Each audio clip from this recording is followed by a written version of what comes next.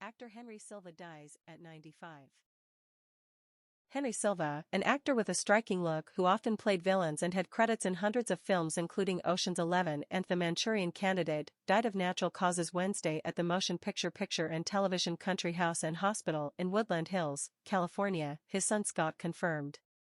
He was 95.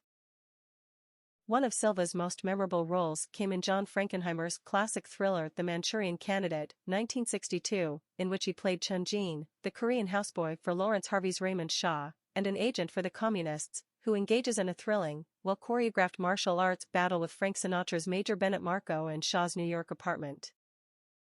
Silva appeared in a number of other movies with Sinatra, including the original, Pack-populated Ocean's 11, 1960, with Dean Martin and Sammy Davis Jr., where he was one of the 11 thieves, and 1962 Western Sergeants 3.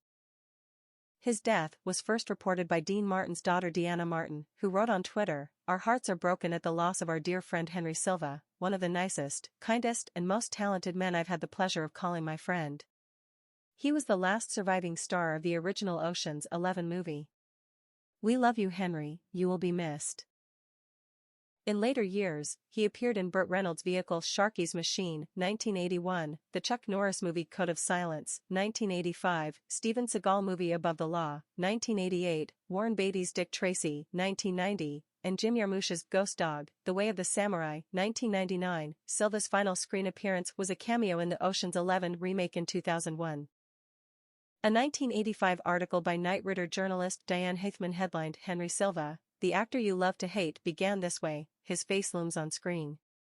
A face with sharp, high cheekbones and a blunt, tiny nose, a face that looks like it was cut out of steel and always is behind a gun. And eyes that see only the next victim. Cold eyes. The eyes of a psychopath. He doesn't have to say a thing before you know you hate him. Silva has made a lifelong career with that face, which, by the way, looks fatherly off camera. Silva told Haithman that growing up in Spanish Harlem helped prepare him for the kinds of roles he would later play in movies. "I saw a lot of things in Harlem," he recalled in an accent rich with his New York origins. "It was the kind of place where if you lived on one block and you wanted to go a few blocks away, you had to take a couple of guys with you, or else you would get your ass kicked." Speaking of his career, the actor told the journalist, "I think the reason that I haven't disappeared, as a popular heavy, is that the heavies I play are all leaders.